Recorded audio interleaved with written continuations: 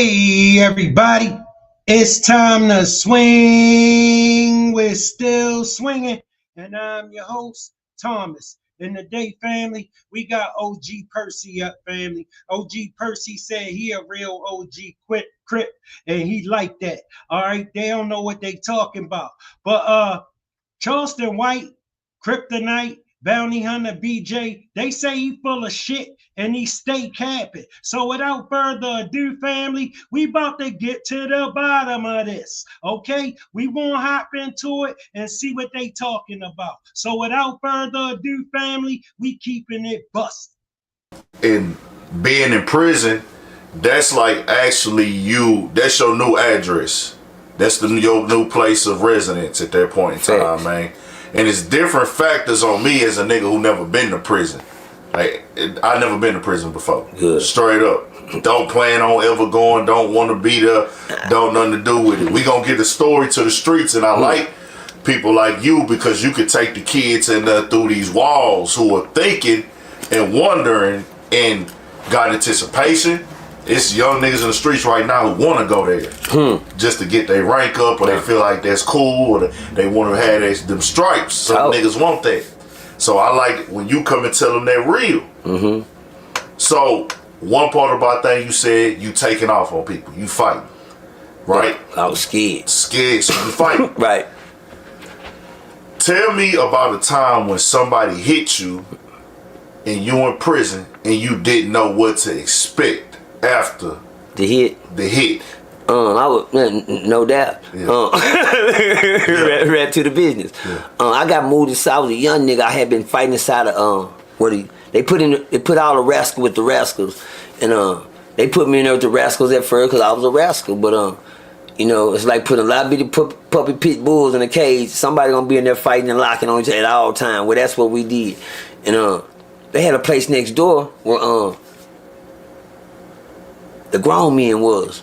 I like 17, 18. I'm already in Pennsylvania. I'm on my way. I'm in the county getting ready to go. Yeah. They had a spot next door. You heard the old men fight so hard. And it used to scare me. I ain't gonna lie. I ain't talking about no fucking scare me.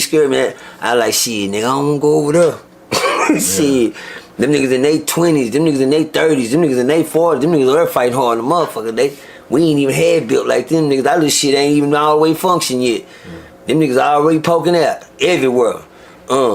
And they used to fight over there like, oh, god damn, that's some shit. That shit sounds scary next door. Little shit we over here doing don't sound shit like what's going on next door. So the little shit that we was over here doing got me shipped to next door. Got me sitting next door. They come in one day and said, Mr. Percy Demerson and Larry Barber. I'm like, yes, sir. He said, pack your shit, you going next door. I said, shit, what I do? I gotta go next door, man. Take me to lockup. I don't shit now. I didn't ever say nothing like that, you know. Like I told you, I had a character portray and I grabbed my shit, packed my shit. Shit, I'm going next door. Shit, I'm already locked up. You know what I'm saying? I'm not gonna bend, fold, or break. That was my thing, never. So I took my fighting on the road. You know, this the beginning. If you can make it over here, it's on to the next stage. But the next stage was next door where the grown niggas was at.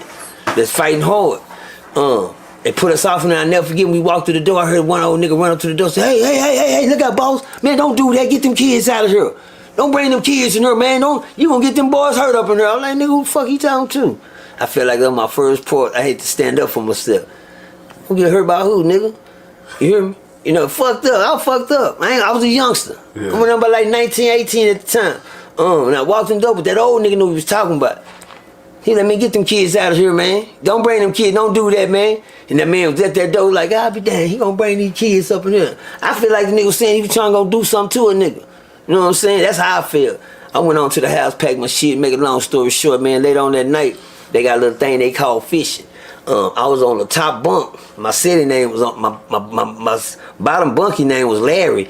I never forget they went fishing. I don't know shit what the fuck the old niggas doing. I'm new to shit. That mean to try to break the new niggas in there. That mean talk around the new niggas to see if they niggas hoes or they bitches or what it's.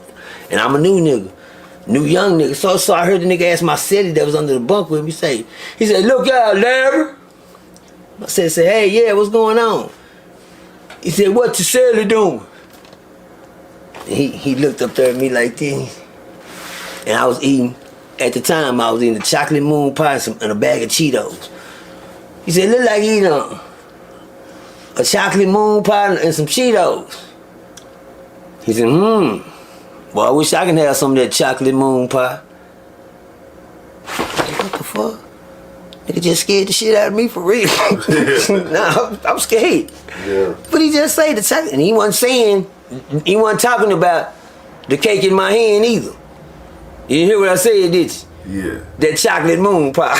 What the fuck? This whole ass nigga, that nigga fishing deep now. I'm scared for real. You know my eyes went open. Yeah. I said, so I know, shit. I gotta stand up for myself. Fuck. So I went to the bar. I said, look out, homeboy, I don't play no games like that. I don't play them punk. I don't play no motherfucking games like that, nigga. And so, this when the mess jumped in. They knew I was the new nigga. I heard some of the instigators went on. Ooh, shit. You got you quiet down there now, Boss Hog. I don't know who the fuck Boss Hog is. They called him Boss Hog off the Dukes of Hazzard because he was a big old fat big motherfucker. I ain't know it. Nigga look like junkyard dog. Yeah. And so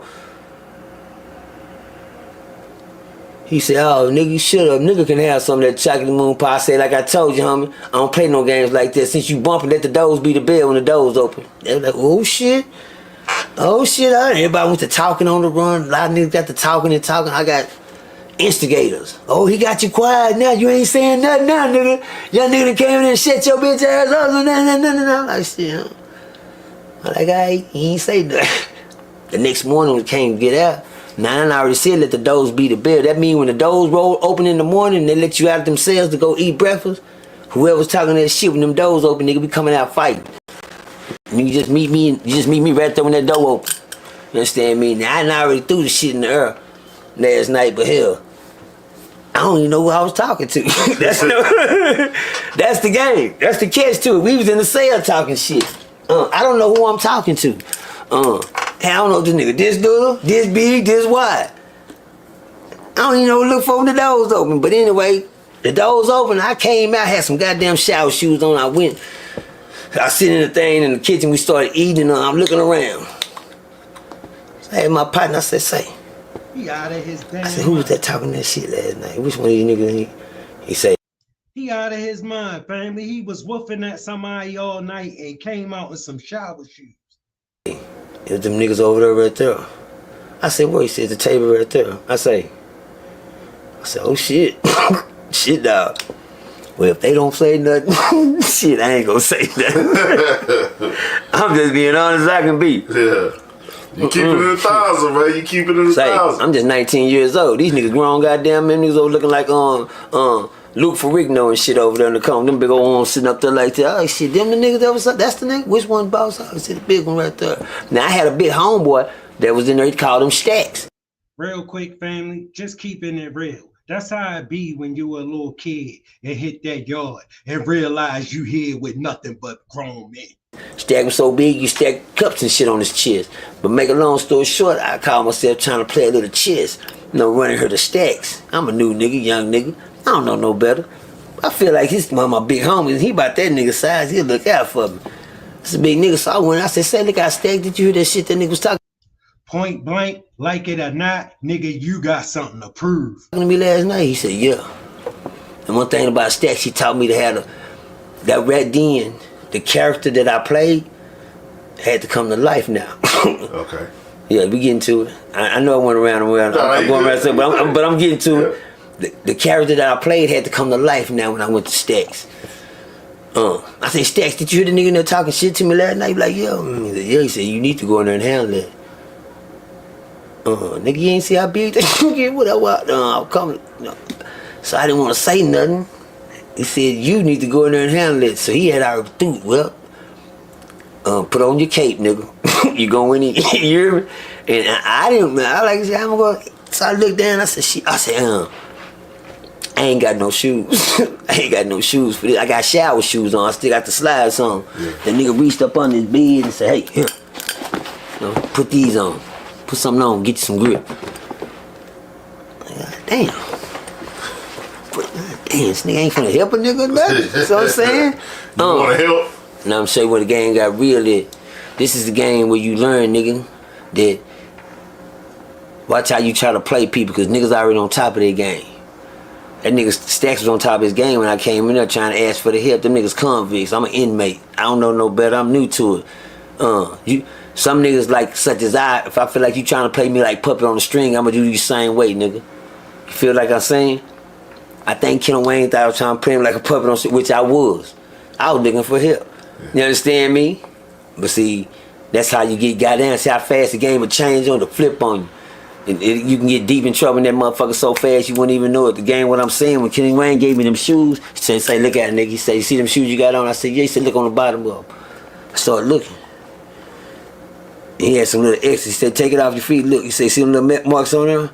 I said, yeah, I see them. He said, all of them was wins. He said, don't bring my shoes back with no losses on them. Oh, that's another fight, nigga. And I was saying, God damn, no, I can't with this. What the shit, whole shit? I just stepped in some bullshit. So now I gotta go in and fight the big nigga. And if I win, God damn, that was all coming to get you. That's how deep I got in that fast. That's when it came to me, what the nigga said when the laws brung us. Hey man, don't bring them kids in here, man. Them nigga go get them kids. They ain't dawned on me. That nigga knew he was talking about before we got in there. You understand me? We kids. But make a long story short, I put the shoes on. Shit, he told me to go in there, take care of my business, don't bring your shoes back with a loss on them. Shit, I knew I finna have to do some hell of a fight.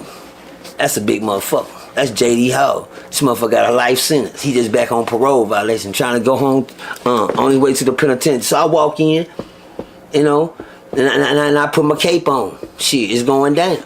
As soon as I fed up in this motherfucker, I walked up to him, I looked, and they was watching Young and the Restless.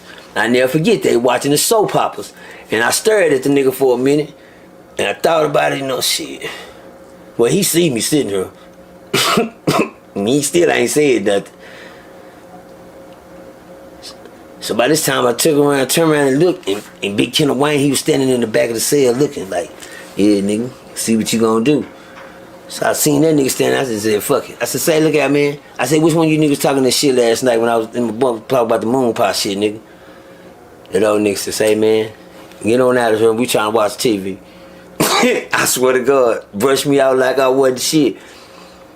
And he don't know, nigga, I'm at the tip of my toes right now, nigga. You know what I'm saying? But then, like, I took that, well, shit, he don't want no trouble.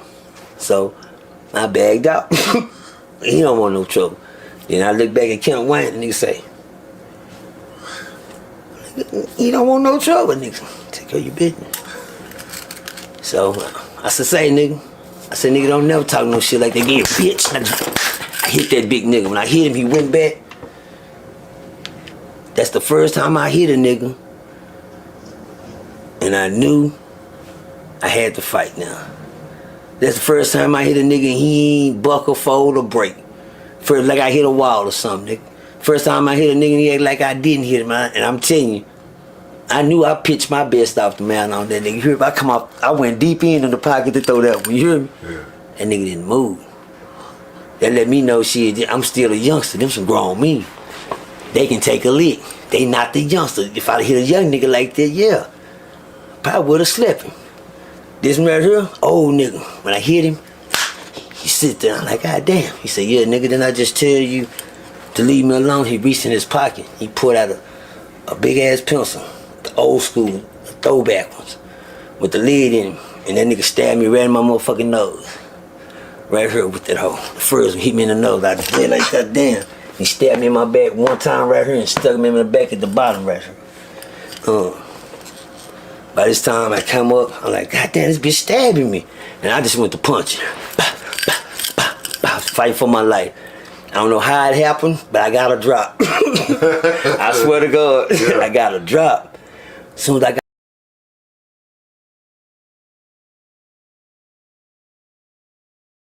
got the drop, he had two dudes that was sitting at the table he was watching the soap operas with. When I got the drop, I turned around, one dude jumped out the table and punched me right up under my eye right here with a bad motherfucker. Bam! Like, God damn. Like, oh, these niggas jumping me, nigga. I'm like, what the fuck? I'm out here, I'm trying to, and the nigga was so big, he grabbed me by my neck and he picked me up and he ran me into the bars. When I reached back to throw my foot back to catch the ball, I missed. And I hit the top of my head and he split my head wide open. Right on the top, he split my head open against the ball. I got blood running out down the middle of my eyes. My nose, my eye, this nigga hit me on the side of my jaw. Felt like my ear was saying, ooh. I kept hearing that shit. It's like somebody cut on a, like a I mean, what the fuck? I can see my mouth moving, but can't hear nothing coming out. And he hit me with a bad one. So by this time, shout out to the chat. Shout out to the chat. Colton James Hodge. Thanks for pulling up. my big homeboy ran in there by time, motherfucker. You don't let them beat me to death. So these niggas getting, they was scratching. And I know, I try to talk like I can, but back to your question, that's the first time. Shout out everybody, strap in, cause we locked and loaded. Hit that like button. If you ain't subscribed, make sure you subscribe to the channel and we keeping it busting. The last tale from a Crip of 2024. OG Percy, show no mercy. That's the way my daddy cursed me. Come on now.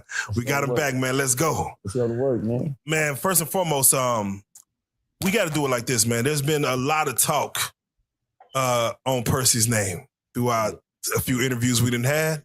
Okay. And before we even get started and doing this, you know, kind of closing out 2024, we want to give you an opportunity to respond to a couple of you know, people that had something to say. And who should we start with first? Because a few people that had something to say. Bounty Hunter. Yeah, Bounty Hunter BJ. Before we get started, let me ask you, did you see what Bounty Hunter BJ stated about you? Oh, yes, sir. I paid attention to him for a minute. Okay. Yes, sir. Just to kind of reiterate, he did make mention of gang banging at a certain age. It's gotta die. It's gotta be wiped out. We cannot condone. We cannot even look at a person at a certain age still representing anything that has to do with the gang culture.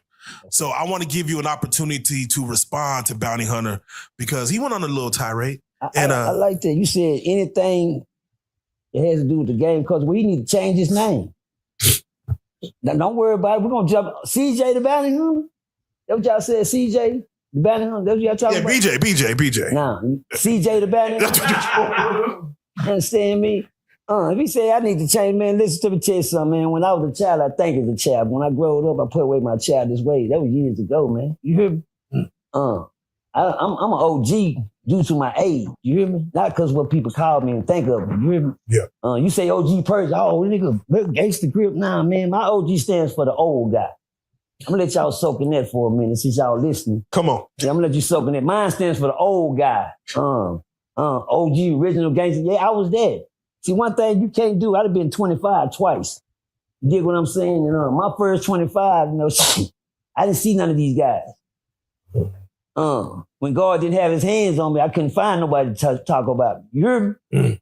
Hello? Come on now. When God didn't have his hands on me, yeah, now they can scandalize my name. They got action now. Yeah, because they got protection, because God got me now, so now they can just, but when I wasn't under, you know, the covenant, you know, the cloth, yeah, I can work. I mean, but you know, man, shout out to BJ Bounty Hunter. Y'all know how I am. Yeah. It's their job to beat me, to destroy me, not for me to destroy them. I never get on, like I say, I never get on your platform, nobody else's platform, and do like I seen them do me. But for somebody, see, let me tell you, the most dangerous man in the world is a liar. You hear me? Come on. A liar can get you killed.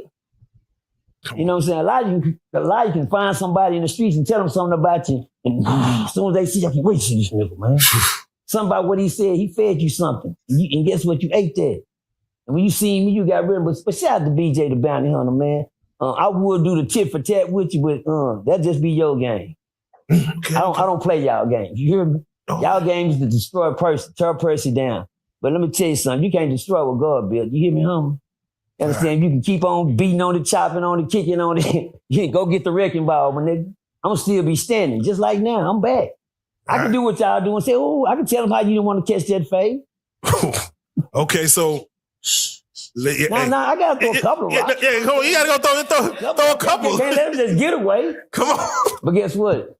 I'm going to let you get away with that. Next question. So, it takes me to, you did an interview speaking on Charleston White saying, hey, I one day wish we could sit down and get over whatever it is.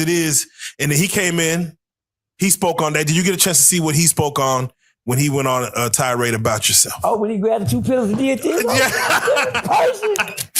Yeah, something of that nature. Something of that nature. Well, it's easy to rewind. You hear me? Okay. It don't bother me when I see my name mentioned and brothers have fits. Like I seen every time. When I seen you say OG Percy Charlston, God damn it. Man, I wish I wouldn't even say that nigga name. And then when BJ was sitting in his nice suit, conducting himself all intelligent and shit, you said Percy, then he said, whoa, just blew up. God damn. I mean, they character change. You see, when you mention real people, the real nigga come out of them. You hear me? And I seen that in both of them. I said, ooh, look at them. Give me some action though. But to sit there and say somebody put me on a game at 40 years old at 16, come on, man, y'all stop it. Yeah. Can I respond to the other one too? Yeah, respond to the other. With eyeball?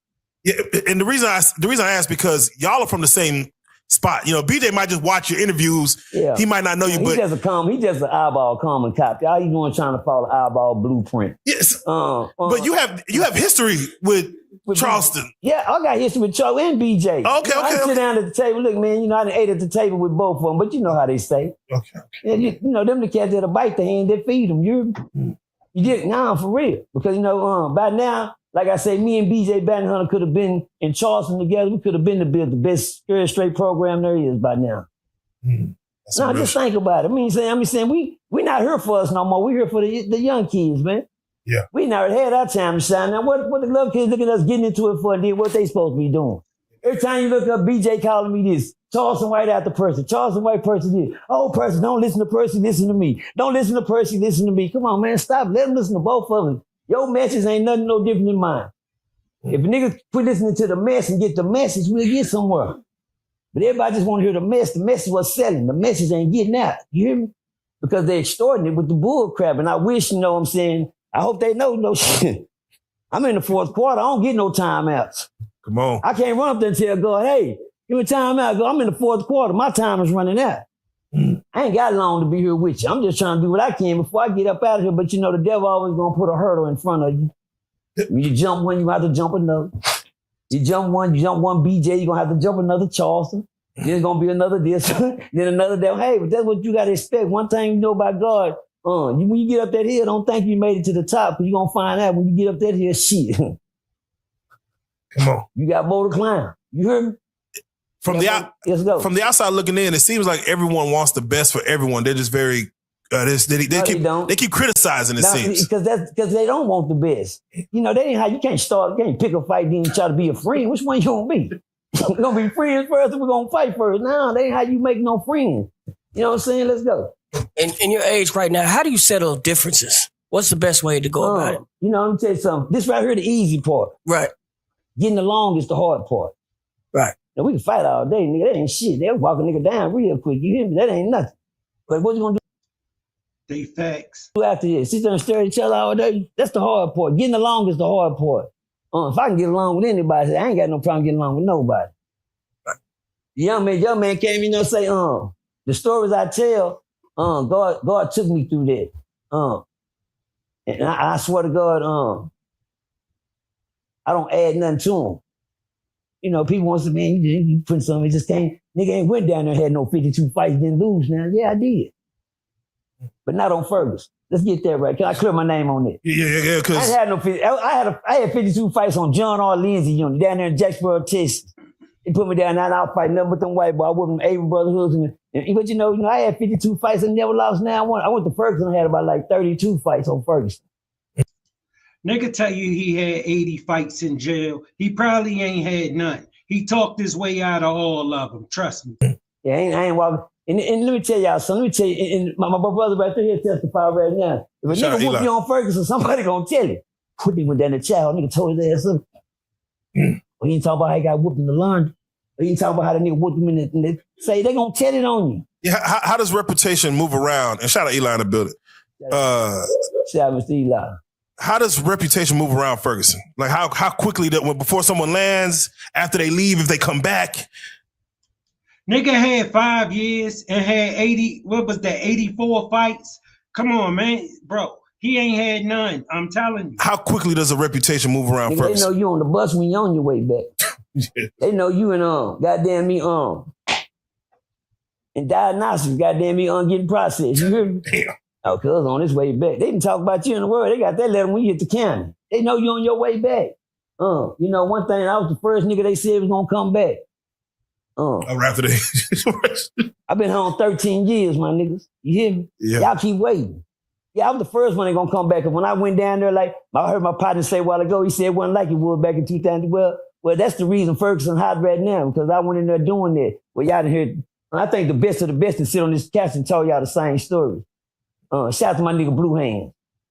Yeah. Oh, yeah, shout out Blue Hands. Been through I here. know it. Shout out Blue Hands. Yeah, Shout out to Blue we got to Hands. get him back. We got to get him man, back. Blue Hands was a real one. Blue Hands had a life sentence down there. He was down there 27 years before I got there. You hear me? Yeah. Youngster, he was raw with him. That's why they call him Blue Hands. He gonna tell you when, and he like he told y'all sitting on the couch. Ferguson wasn't about that when I got there. He right, nigga. When I got there, it was a whole bunch of bitch niggas and a handful of real niggas. But when I left that bitch, it was a whole bunch of real niggas and a handful of bitch niggas. You hear me? So let me get this straight. Your junkie ass showed up and turned all the bitch niggas into real niggas. Okay? I don't know. feel like, not to praise prison, because one thing about prison, there ain't nothing to beat me. I ain't never want to go to the plantation again. You understand me? But one thing about it, when you come in and you stand on being a man, niggas will run y'all first real quick. Yeah. You know, you say you over there 2 or 3 years, nigga, you be gone a week over there. You hear me? Yeah. You fool when you hit that place. You dig what I'm saying? Yeah, and guess what? When I got there, I felt like I had worked too hard to get to the penitentiary. I did a lot to get to the big house. Yeah. I was trying to go to prison. I ain't gonna lie. I didn't want to go no more state jails, no more transit units, none of that. Nigga sent me to the big house, and goddamn man sent me that paper said Ferguson. I said, oh shit. I wanted to go, but not, send me to a Beto or something. You hear me? But Shout out, family. Smash that like button and we keeping it busted. OG Percy. Yeah. And you make it well known that no Crip or no gang member they don't do anything for the community. Nah. You showed last week you took a kid from juvenile when you helped them out. But let's just talk about that, because OG Percy, right? He's a Crip, right? Yeah. And you feel as though He a 52-year-old Crip. He a 52-year-old Crip.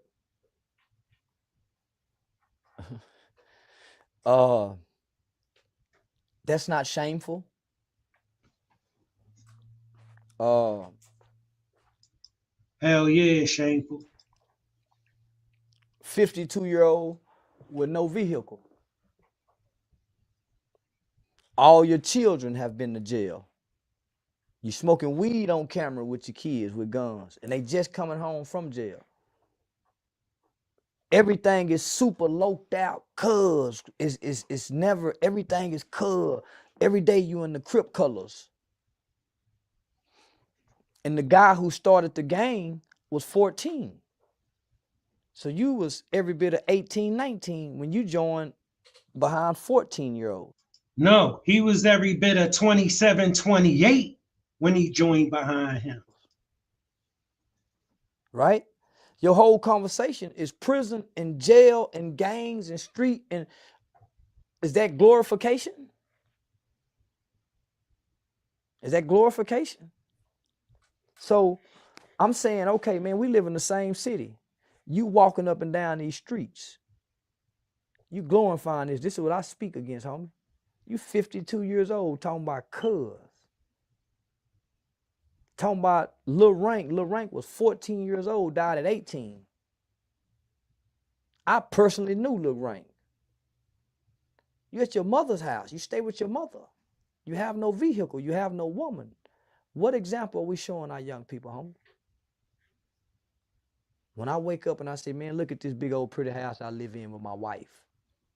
I'm getting on national TV saying I don't cheat on my wife. Homie, my wife don't suspect me cheating on her. It should be some women in the comments. He a lying motherfucker. It should be some motherfucker saying, man, he lying. He get high. He talk about, man, I talk about everything. I'm saying, there go my son. Man, here go my daughter's room. Say, man, this what black fatherhood look like. This what black manhood look like. But they want the gangster shit. He who controls images control minds. That's what Confucius said. So we've been fed these gangster images. When do we counter those images? So what I'm doing, I'm countering that gangster image. You can go get OG Percy. You can go get Monster Cody. You can go get all them OGs that's on camera talking and Straight bums, all of them. ask them to show you how they live and where they live, and you will see, man, they really homeless. OG Percy is a crack addict, huh? Everybody know he smoked crack, huh? That's a dope fiend. That's a dope fiend, huh? I ain't never smoked crack. So I'm saying, okay, that's why they love DMX. They loving the dope. Man, this is the dope crack babies. They despise their mamas, but they idolize the dope fiend rappers, the dope fiend gangsters, but they resent their mothers. They resent their grandmothers for being dope fiends. Only to look at these men to idolize, not look up to. They don't look up to these men. They idolize. So I'm saying, man, the only reason we went back and forward is because I spoke on something and it was right. Y'all fighting for what, homie? Y'all finna do a fight for what? Two black men finna fight for what? So now we done tricked the world to believe that only black men can solve their problems is in the boxing ring. Like you said, let's have a spelling bee, right? Man, a debate. Yeah, they know you can fight. They just don't believe you can think. Let's have a obstacle. Let's go do an obstacle course, nigga. See if you in shape. See if you can run 3 miles. Let's go. But we go show the world all we know how to do is when we can't think, we fight. Nah, homie, that's why you niggas broke. That go for Bosco. That's why them niggas broke at their mama house, homie. If your father never told you this, let me tell you what my father always told me. Life don't hold no rewards for a nigga who can't think. Bosco, right? We did an interview and we spoke about how gangs. Yeah, he doesn't agree with your input on. Well, he said gang. He made it like gangs was positive. He's saying that people outside of gangs do crime too.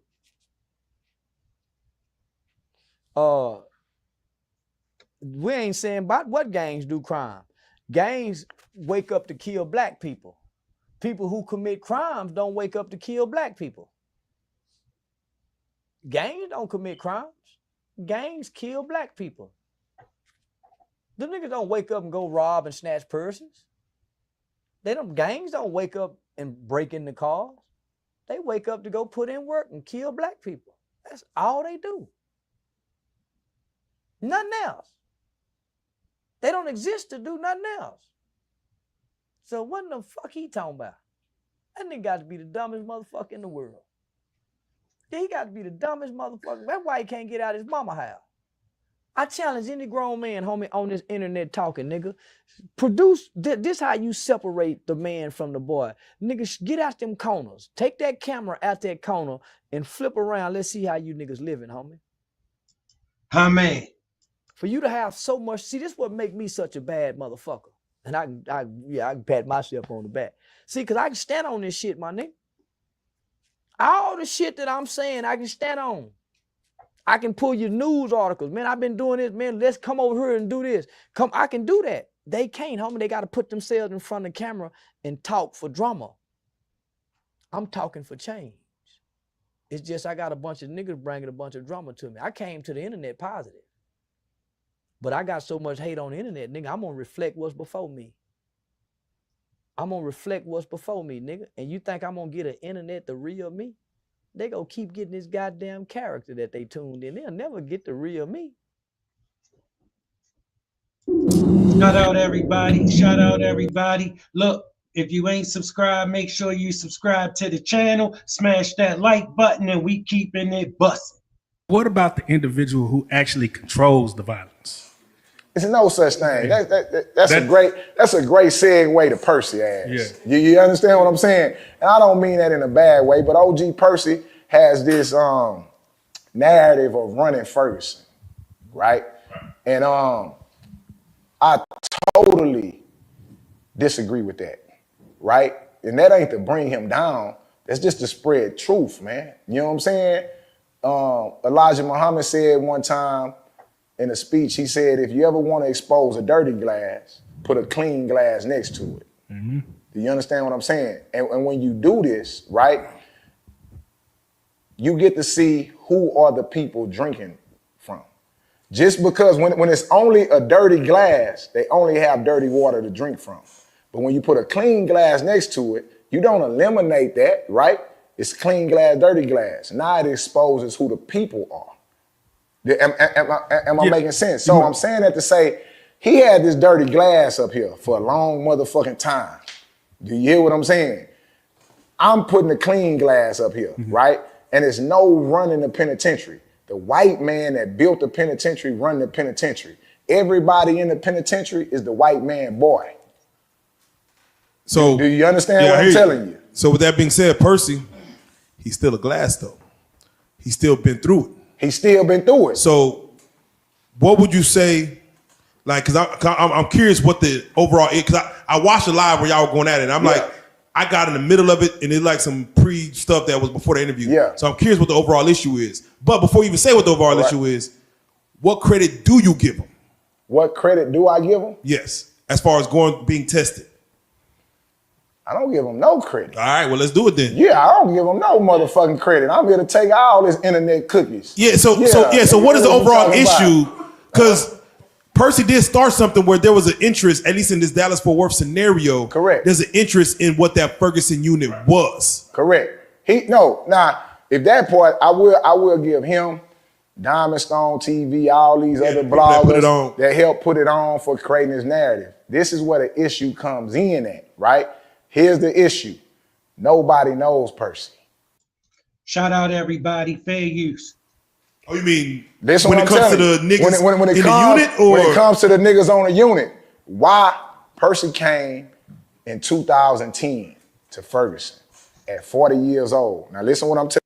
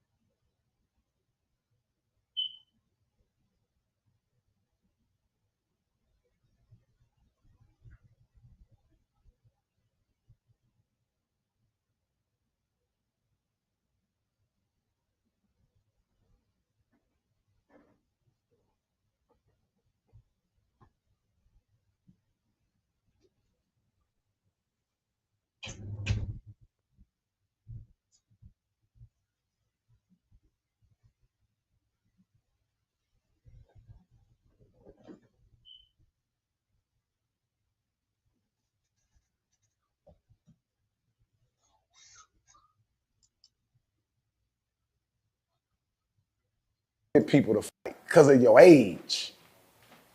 Do you understand?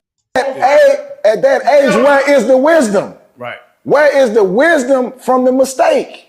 Has anybody from the Ferguson unit actually chopped it up with him and try to like maybe hit him and tell him about that? Yeah, a lot of people. So you gotta understand. Now listen. Now let's check this out, right? The internet is new to us. Oh yeah. The internet is new to us. I didn't know you could come on here and tell stories about people you victimized and people celebrate you for that. Right. Do you understand what I'm saying? Right. Percy is telling stories about him being 40 years old, victimizing people. Right. In prison. I didn't know you could be celebrated for that. I didn't know they would say you OG and you live, so I could talk about the niggas I slapped, and y'all gonna appreciate me for that. Not the community work, not the shit I done built, but that shit. I want you to keep it there, right? Yeah. Let's say that you just happen to do that. You cut on, for whatever reason, you cut on a YouTube camera and you told just a story, right? About slapping a nigga, and you made 50 grand in 1 month doing it. Right. Keep it real. What would you do? I would keep telling stories of slapping niggas. Okay, but guess what? You will also know my kids in college from slapping niggas. Yeah.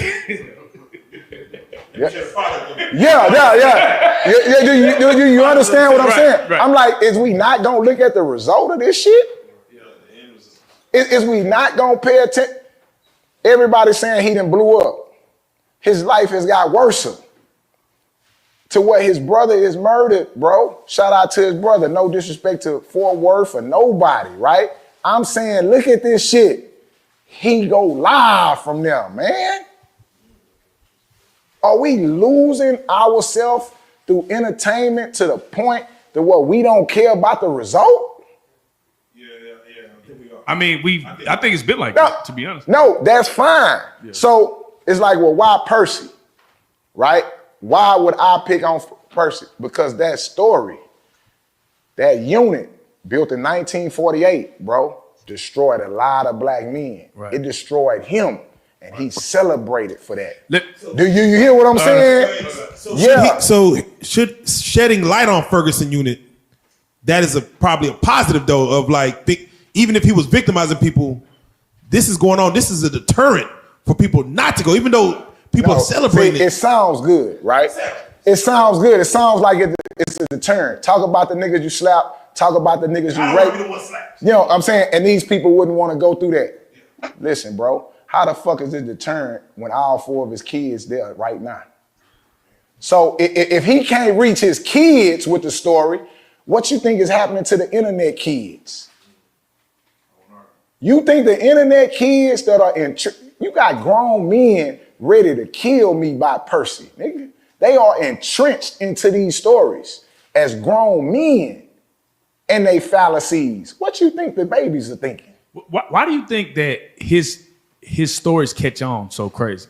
Why do you think they go so viral? Well, some people say it's the gift of gab, right? Okay. Now, let's talk about it. One thing I know about gifts, right? It's a flip side to every coin. When are we gonna call that bitch the curse of gab? That's real. When it fuck you up.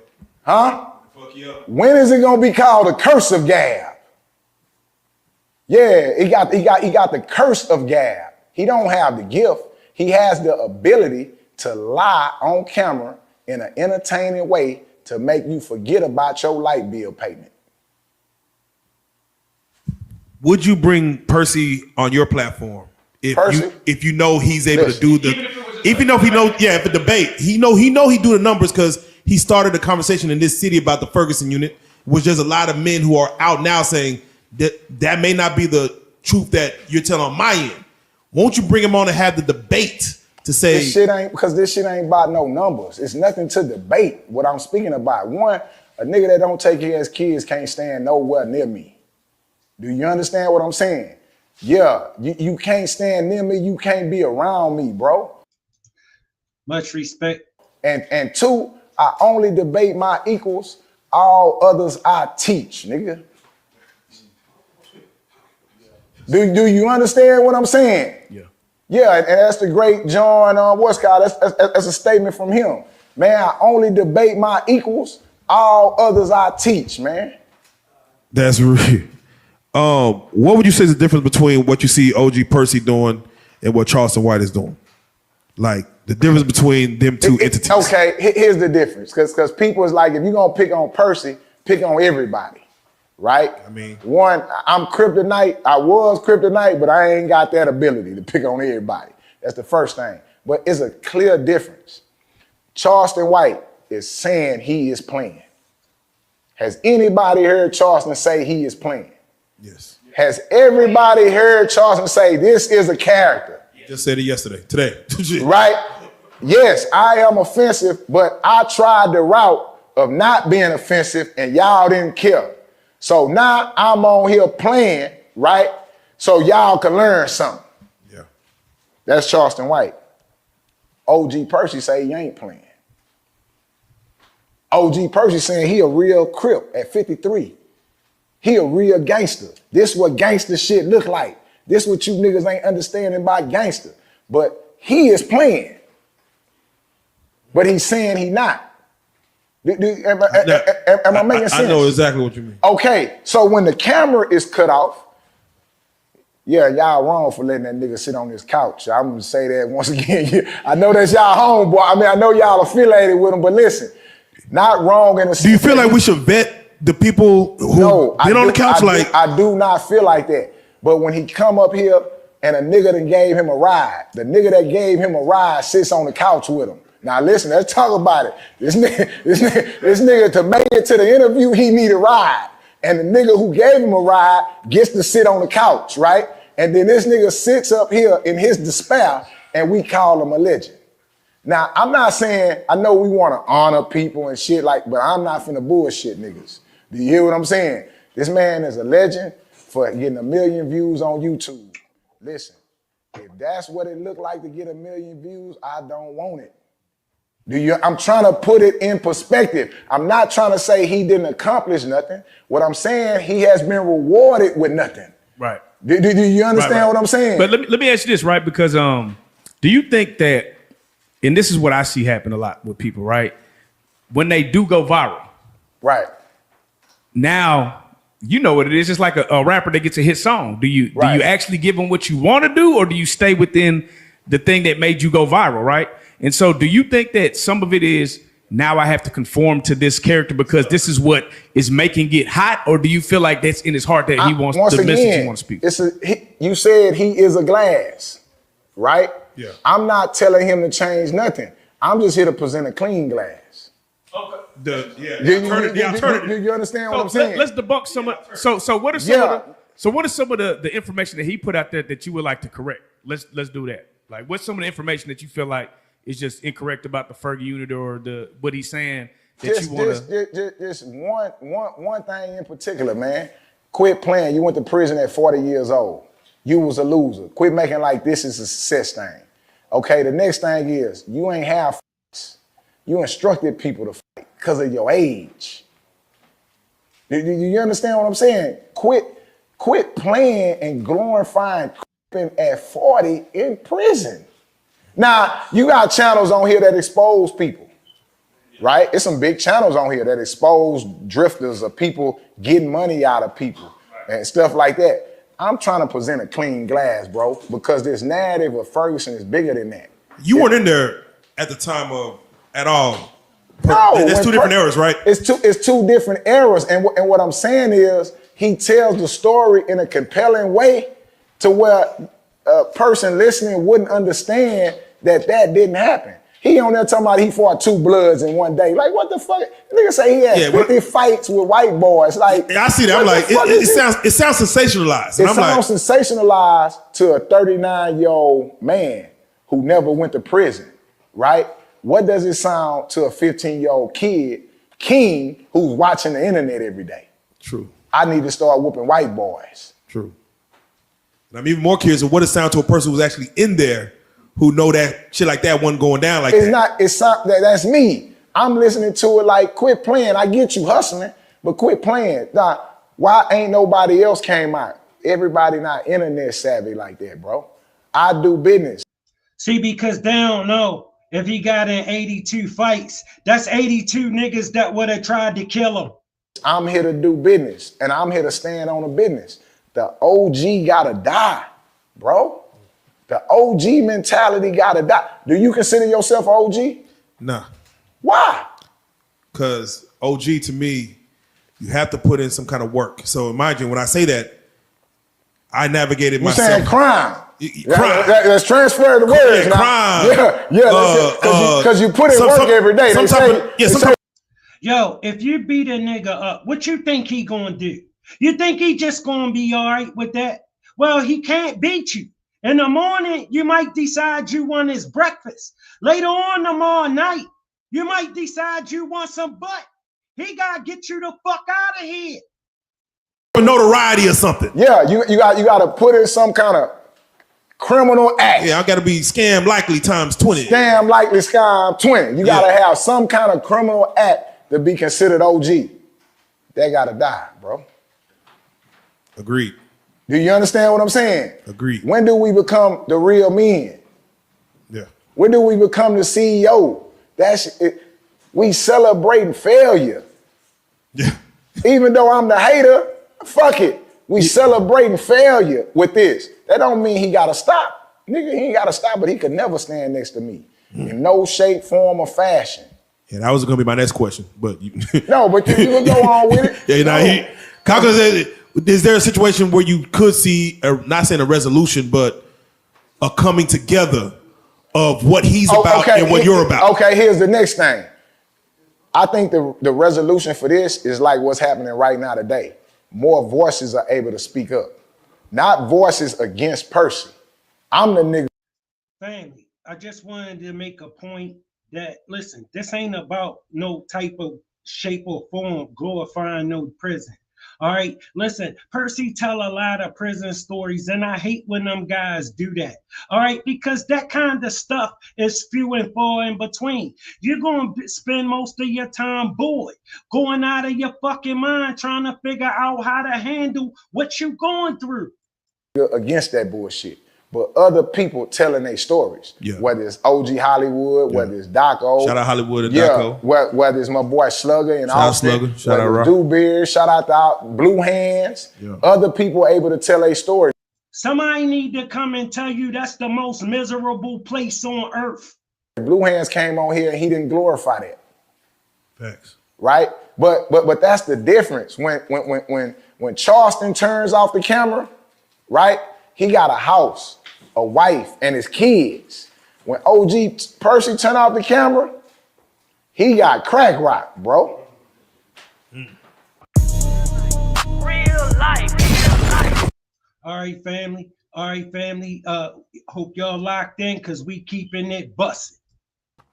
Yeah, I'll tell you who wasn't over there. Who wasn't over there was OG Percy. OG Watch out, Percy man. Hold up. there. Yeah. Hold up, man. Hold up. We not over there. Hold up, man. Here we finna go down a rabbit hole, man. You gonna be considered a hater, man, when you get in that on that topic, here. Man. Now listen, we on First and Chronicles, and you say we gonna tell the truth, right?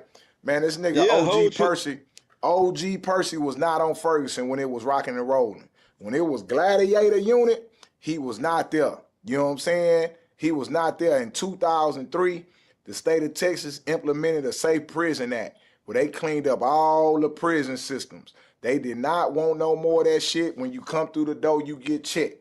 They did not want none of that fuck, fight, or bust a 60. Remember that? Say, yeah, they did. Loud and clear. Loud and clear. Yeah, you had 3 options. You know what I'm saying? Not only told to you by inmates, but told to you by guards, told to you by lieutenants, and even told to you by some wardens. You got to figure out what you going to do at that back gate. Is you going to fight? Is you going to fuck? Or is you going to bust a 60? You know what I'm saying? That was your only 3 options when you coming up in that prison system in the 90s, right? And in 2003, they wanted to get rid of that. You know, the same way they do no bullying and nothing, right? Or nothing like that. So, man, that nigga Percy came to Ferguson in 2008. He came to Ferguson 5 years after this was implemented, after they cleaned up the prison, and he only had 5 years. You know what I'm saying? Come on, man. Yeah. That nigga wasn't over there, my nigga. And nobody you call from Fort Worth, now I'm telling you all the problems and all the G's that I dealt with from Fort Worth. Nobody know him, right? But he's online every day lying.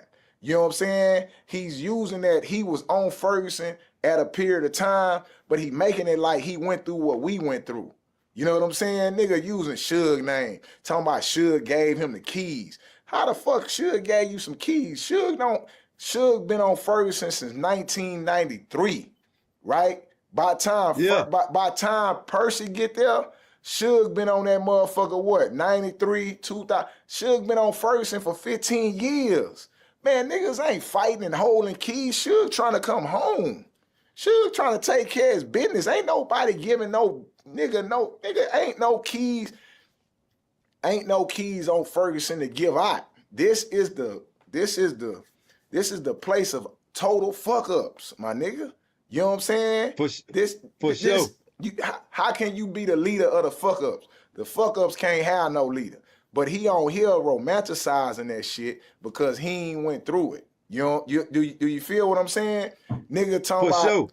Listen, man, nigga talking about he was 30 feet on your channel is the realest interview OG Percy gave, right? Right here on this channel, he gave a real interview. He went to Ferguson at 34 years old in 2008, and he didn't know how to fight at 34 years old. We went around one time in the gym, simply because he told me what I was doing in the corner, shadowboxing, wasn't gonna work over here on Ferguson. And I'm gonna tell y'all something. To be honest, and I hate to admit this, Nate Boy was right. You dig what I'm saying? Nate Boy was right. The shit that I was doing in that corner, the little shit that I did, thought I knew, that I learned in the county and over the years to it. I might as well take that little piece of book and ball that paper up and throw that shit in the trash. Shit don't work on Ferguson. Hollywood, at 34 years old, you don't know how to fight? Come on, man. That's how you know the penitentiary was friendly back in that time. Yeah. You know what I'm saying? He bring up all them names of people that had been there, but they was past that fighting shit. When you went to Ferguson, how old was you when you went to Ferguson, Hollywood? I had to be at least 19 or 20. I went there at 19. Listen, man, ain't nobody 34 years old running no penitentiary. You a senior citizen at 34. And that ain't no lie. I mean, they respect you, but nigga, you ain't running shit. He talking about that's facts. He talking about he finally made it to the big house at 34 and he was getting it on. Man, nigga would have beat Percy back to preaching. Yeah, it's no way that nigga would have got beat back to prison, man. There's no way that he could do that. Now, I get it's the internet, and I get that I'm a hater from saying that and speaking the truth, right? That, hey, he's lying and he's entertaining people, right? I get it, I'm a hater. But listen, my nigga, how you ran Ferguson, right? And you was the leader, and you ain't take no losses, and you ran shit, right? But you get out, and the light bill beats you up. You can't make one car note. It beats you up. How gangster is you? Nigga, you know what I'm saying? This nigga 54 years old, living at his mama house, telling lies on the internet about being a real nigga. And he done disappointed. You know, when it comes to gangbanging, right? We have like a guy named OG Percy, and he say basically he gangbanger for life, right? I was hoping I was gonna sit on this blue couch and that fucking name didn't even arise in this conversation. You mean YG? Super, that's that nigga name. Super off of PJs, nigga. Ugly ass nigga. But go ahead on, man. But my question was, when you're gangbanging, is it one of those rules where it's like it's for life, or because like you're saying you're trying to change your life, but is it one of those things that it's got to be for life, or it's? I'm gonna tell you like I tell a lot of the bloggers, Big Jeff. Knock that shit off, man. You smart and sure that you a king and you a man. You understand that. Them niggas just be talking. First of all, nigga, again, most of these niggas ain't even raised your kids. Niggas got your kids putting pistols and busting you upside your head while you sleep and all type of old shit because your parenting ain't right. Which means you ain't right. When niggas don't look at that, they come on this internet and say what they want to say because the internet gonna believe it, bro. And if you a kid 1,000 miles away and you looking at this ugly nigga on here telling you, yo, nigga, it's gangbang for life with me.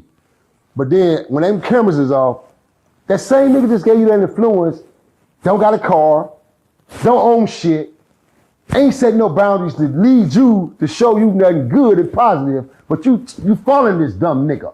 That ain't OG, bruh.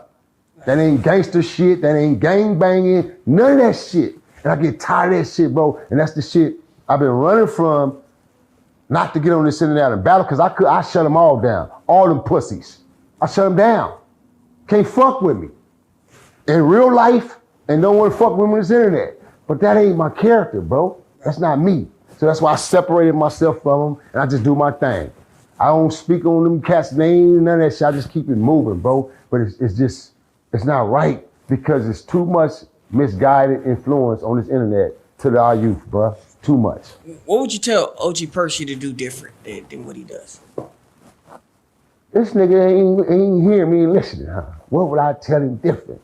I really, it's like you can't tell a nigga like that nothing different, because his mind was fucked up coming in the game, nigga. How you gonna be 40 years old and let a 16-year-old, 17-year-old nigga tell you, I'm putting you on, cuz?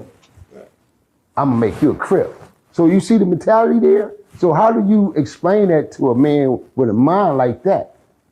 That's not OG shit, bro, but that's the world that these youngsters want to believe. Okay, fuck it, I ain't gonna take it from them, but I'm here to give you the truth and facts. That's not it, that's backwards. Right. First of all, 17-year-old niggas don't put 30-year-old, 25-year-old, 28-year-old niggas on.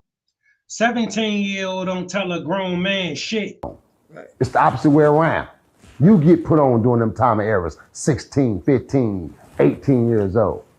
You know what I'm saying? Mm-hmm. So, and really, and honestly, actuality, bro, this would be my advice to answer your question, based on you asked it and out of respect, is stop lying. As far as the characteristics of the gang banging field, nigga over 50, and this go for not just him, all you niggas over 50. All you niggas over 50 on this internet to continue to profess you a gang banger. A1, you ain't in your hoods like that. You ain't even active with the young niggas who's really active. You ain't even around them young niggas, because you niggas don't want to go to jail. You ain't even got it in you to go sit down in jail. You damn sure ain't got no fight in you like you be claiming on these internets. You ain't got that kind of fight in you, that 15, 20 year shit that you still dreaming on.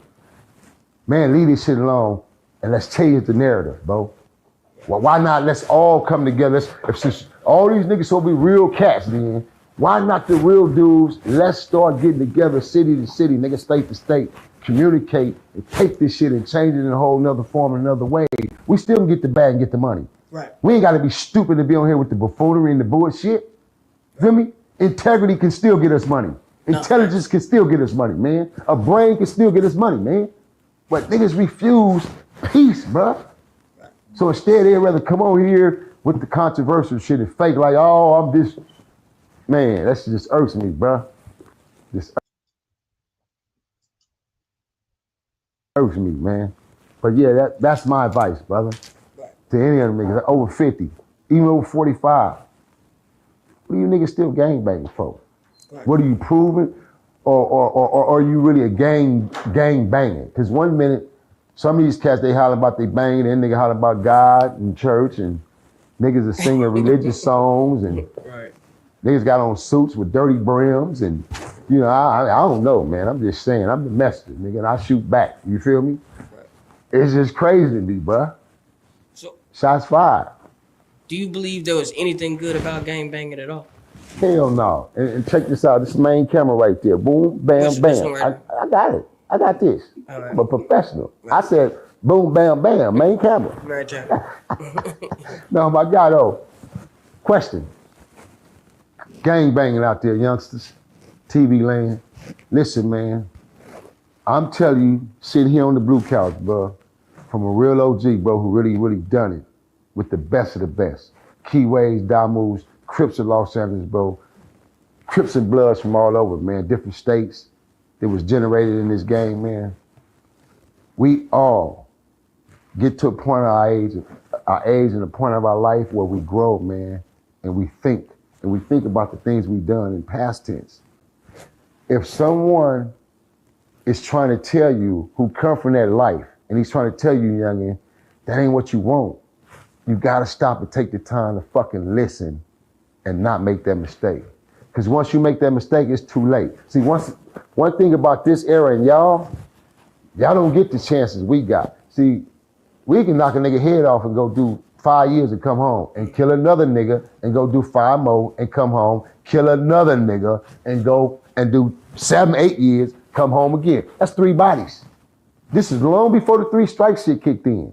So you had real niggas like, not just me, niggas in Los Angeles really have this type of jacket, bro, and have this type of assault system in a resume, bro, because it was like that. And then we knew the system. We knew how to play from a murder to a manslaughter, from a manslaughter to a battery, to assault and ADW, assault with a deadly weapon. So we knew the system. And then the system wasn't as broad as it is now. The laws wasn't as broad as it is. So now once the laws became strict, that's how they tied down us, because they knew, okay, we got to stop these bloody 80s. These niggas became too volatile on us. They got out of hand. We wasn't expecting that. So the laws got real, real harsh. So just knowing, coming from where I come from, it's always going to be my advice. From my change of being a father and getting out of the game, it's always going to be my advice to push peace, to push change and growth for you youngsters out there. Because this y'all era, y'all time, man, and y'all can do something totally different than what we done, bro. Y'all don't got to do this shit, homie.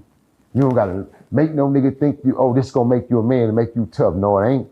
Right. That nigga only raising his kid, but you raising your son and you trying to gang bang. You more than the man that nigga is. You don't even recognize it. You living 2 different lives and don't even recognize it. You trying to take care of the responsibility of this child and still claim a hood. It's plenty of us that done it. Plenty of us out there doing it right now today, youngsters. You got to make a wise choice. It's either them kids or them streets. Go home to baby and them kids, especially if you got it right at home. Go home, man. Fuck them goddamn streets. Straight up. Fuck them. And tell them behind the BJ said so. AK CEO Nino Cappuccino. Fuck them. Fuck them streets. Right. Go home, man, where it's right at, man. What would you have told yourself that you think would have resonated with you when you were? And I stamped that. Go home where they really love you. Them streets ain't gonna never give a fuck about you. Of age when you was banging. Damn. Busting me with some good ones. It's crazy because it never resonated until I got in them situations and sitting in them cells. You don't think there was no advice someone could have been just? It was given to me all the time. I had great mentors in my ear. Right. Like, what you doing, man? You too talented in the game, man. Let's get back into your sports, man. Play your ball, man. And it was like, fuck that shit. I'm gone, man. That's it. You know what I'm saying? Right. So long as I was connected to the man in the red suit, he kept those thoughts out of my mind. Right. Because everything was just, I lived on anger, bro. I woke up in the morning, who I'm finna fuck up? Right, dog, what's up, nigga? Where you at, blood? Oh, I'm over here, nigga, let's link up. Me and Willie, dog, me and my homie, rest in peace. Warrior, gladiator. We link up, we looking for some shit. We looking for niggas to go beat up and get in some trouble. Right. Oh, this nigga over here owe me some money anyway, let's go over to this hood. We go check on this shit. We go over here, nigga might end up with something. So we look forward to that. So it was like, your mind really don't have room and time to really think on the positive aspect of the what if or the possibility, because you're doing so much destructive shit. And the people around you is doing it just as well, so the influence is there. Right. Like, you may be getting to some shit, it ain't even my thing, but it's my thing now because you my boy. Right. So we gone. Makes a lot of sense. You know what I'm saying? So. Shout out to Big Homie CC and Dugar. They're on this couch and they basically said that, the violence would be almost like intoxicating, almost like a drug. And if they didn't have it for a while, then they would suffer some type of depression or something like that. Did that ever happen to you? Like, man, we ain't got no shit, so we got to figure out something to get into. Exactly. That's why I said you find yourself daily creating those problems or creating something. Right. Whether it's a robbery, stealing something, taking something. You know what I mean? It's something that's got to be dealing with you fucking up. It's violent, it's criminal element in some form. Being that you Family, that's that appetite for destruction. were in both spiritual realms, well, like when you, and then now you know God now today, right? Do you ever have yourself talking to the devil and talking to God at the same time? Ah, wow. Man. And the more you run them streets, the more that appetite just grow. That was a fight. Right. That was the battle, and with all honesty, still right now today, it tweaks me to certain levels, but I'm so much in control of it now to where when he pops up, it's like, I really, fool, if you don't get out of here, I literally sock you myself right now. Fool, you already know I got wings. What would you tell somebody that would be like an atheist and they don't believe that the spiritual realm is real, God and the devil? I've been there with a few of them, a few of them, and it's like that's really a strong debate when you sit down with atheists. That's like the strongest debate you can really come across from a spiritual and a biblical standpoint. Right. Because there's no belief, no matter what you say, no matter what your analogies is, your philosophy, what the Bible says, what's written, even if it's in wording, it's like you can't convince them. It's like, nah. They're gonna have a different analogy for it, a different response, different everything. How many partners did you lose in the game? Well, I couldn't even give you that in numbers. It's put it like this: if you go to the Nixon Gardens, you would see a wall that was sponsored and made by my homie Loaf, big homie Loaf, OG Loaf. Also co-produced with two of the little homies, Ty Stick and DK, rest in peace. But we have a big wall that they had made devoted to the hood back 40 some odd years ago. And that wall has every person in Nixon Projects, whether it was a young kid, an adult, elder, mother, father, my family's on the wall. We on the first doors. The first 3 original doors, my family's on the door. You feel me? My father, my mother, my little brother, and my little relative is on the door. So those are our cemetery monuments in the Nixon Garden Project, is that wall. That's why that wall has so much meaning to it and to us, especially out of the first, and second, and third generation, because we know the triumphs that we went through and so many people that we lost in the game of gangbang. Right. Just for ran red. Red. These niggas had on red, and the opposite niggas who pulled up caught them slipping, and the homie got shot in the head or he got shot here, red. Or they got killed over there because of blue or green, yellow, purple, orange. Colors, man. Fucking colors, bruh. And that shit, when I look back on it, being the man that I am and the father that I am, bro, those are the pieces of me that beats my ass every day. And I did that shit, man. Like look at this suit I got on. Spiffy, ain't it? Yeah.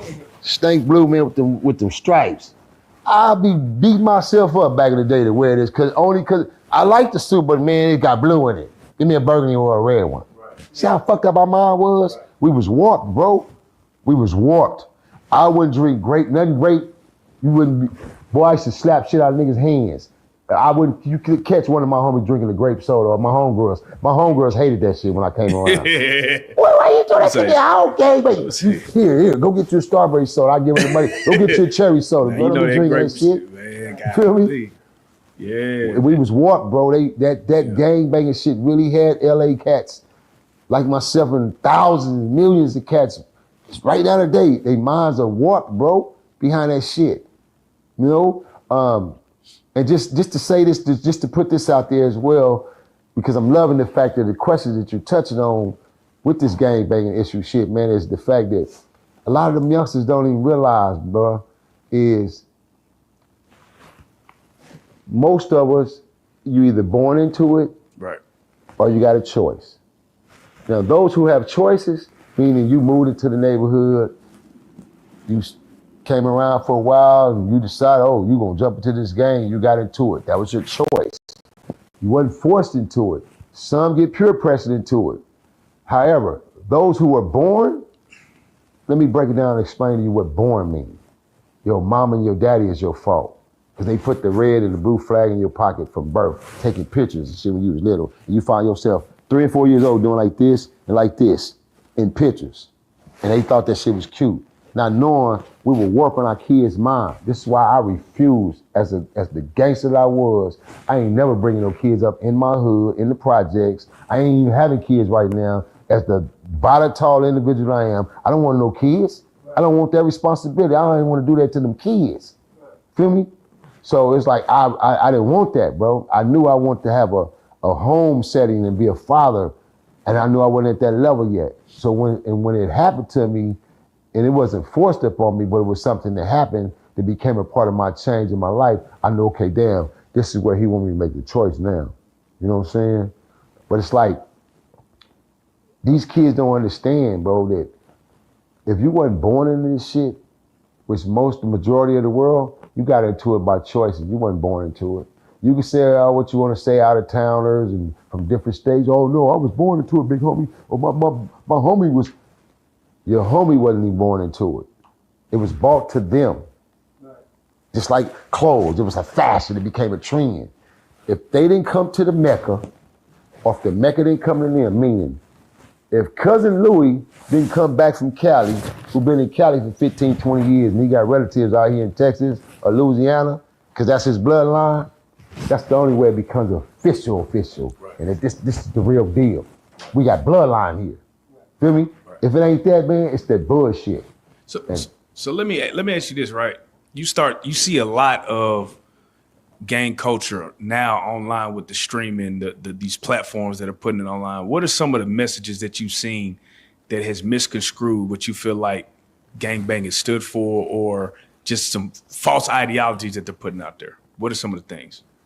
Well, some of the things, Jeff, is primary one. I just had to do a video, and I'm glad that I was able to have this interaction and have this communication with this brother, this young brother, not putting his name out there. But I had a young cat get at me, bro, last week. I had just got off the phone with you, and I happened to check my messenger and looked at my DM, and the young cat telling me, OG, put me on, man. Put me on. Now, I could take this message two ways. Is he getting at me because he know my grind, he see my hustle, and he want to get out in the entertainment field with me? He want me to put him on musically. I could take that in that fashion. But me knowing my mind and my mentality and knowing the streets, I read it just the way it was. This little nigga asked me literally to put him on over the internet. Like, oh, you want me to tell you, okay, you're a bounty hunter, and you under me. Boom, boom, boom. Here go my text message, and bam, now it's in the atmosphere. Now, the feds, the hip hop cops, and everybody else that's involved just got my text. Right. Hold on. We know he's going by the Bounty Hunter BJ moniker. That's his characteristics via internet. But we know he's a retired CEO, grown entrepreneur, soon to become $1 million farmer. But this nigga still gangbanging, and he's still calling shots, because he's putting niggas on. He recruiting. Feel me? But that text never came because I'm sharper than that and smarter than that. So what I did was I went straight on, I went live, and I did a video. It's on my channel now. And the videos went viral because I gave advice, not to just him, to all the young niggas out there, because I'm just fed up with it, sick of it. Like, man, you niggas got so watered down with this shit now where y'all literally, I know I ain't the only OG from LA. I can just imagine the other Crips and Bloods, but I just hope you niggas is smart enough to do the same thing I did, shut it down. And tell them young niggas the real advice, bro, you don't want this. Fuck that life. You don't want to be put on. Why be put on? You don't have a jail record. You ain't been to prison. You ain't never been to juvenile hall. Why the fuck you want to be put on? Put yourself on in life. Get you a life, youngster. That's the best advice I can give you. And that's what I gave you. I said, you niggas ain't finna have me indicted, have me caught up in under somebody's prison right about now and take everything I done worked hard for and got. Oh, hell no. Nigga, I'm way smarter and sharper than that. I ain't no OG that was a drug addict, nigga. or hanging out in the parks and nothing like that. Nigga, I got ownership on shit. Nigga, I own shit, nigga. Feel me? I go home at night. I sleep. Feel me? I eat right. I train, nigga. 5 days a week I'm in the gym. And I still hit hard. Box right, all that, nigga. So nah, I ain't one of them OGs. I'm different, bro. That's why I'm hated on because of that situation, because I'm different, but I'm real. And I respect real. All over, no matter where you from, I respect real. So what do you think about like when you see like celebrities joining gangs? Like you got, you know, Wayne and them, Chris Brown, and just they're almost glorifying it to a certain extent. You feel what I'm saying? Well, again, Jay, that takes us back to the hip hop aspect of when you first asked me the question based on the checking in and the Bun B situation.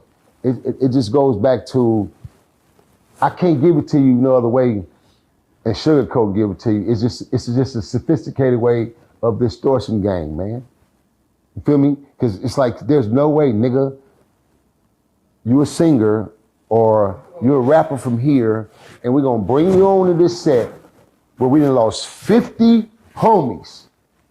30 of them homies really homies. They was from the set, they put work in, they died. But we finna let this sucker nigga just come on in because he a rapper and got money and got a bag and claim the set. And you ain't finna pay homage? Come on, TV land, we know the realistic to that. They go for all them niggas to claim these gangs and from these different hoods. You feel me? You gonna pay some homage. You gotta pay some homage. And if you ain't, that's when the bullshit comes. That's when you see the politics hit the fan in the air because the niggas ain't really paying that homage like they supposed to. Why else would you take yourself from $1 million seat to become a thug, nigga? To have 4 ugly niggas around you to say, yeah, nigga, I'm from over here. These ugly niggas is broke and you not knowing.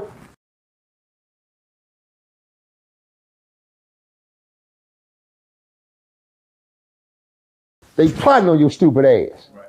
So the first time you get out of line, okay, I already know where he lay his head at. We know where one house is. He got 2 of them, but we know where the house where he party at already. We coming to get him. So you stuck.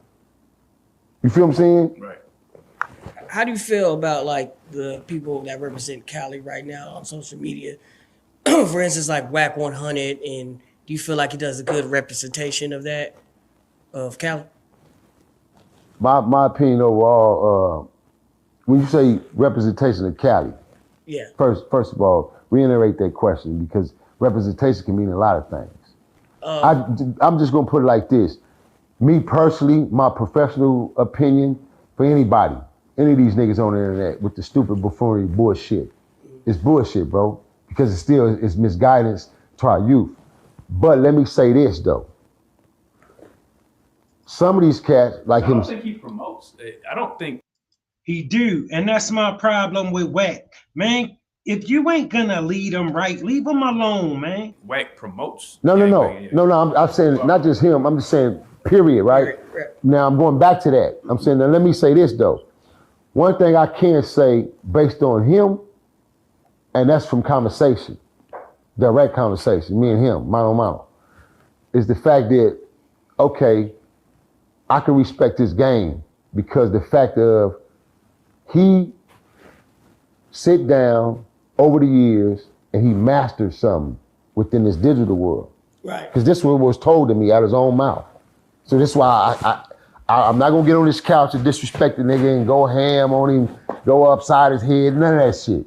Even though I can and I will if I chose to, but I'm not gonna do that, bro. I'm gonna keep it professional and I'm gonna keep it real bloody as a real Damu and give him his positive respect on that level because I had the conversation with the nigga. So when I had the conversation with him and he broke it down to me explaining, oh, see, no, big homie, listen, man. See, you OG niggas, you niggas is too serious. This shit right here, it's a game, man.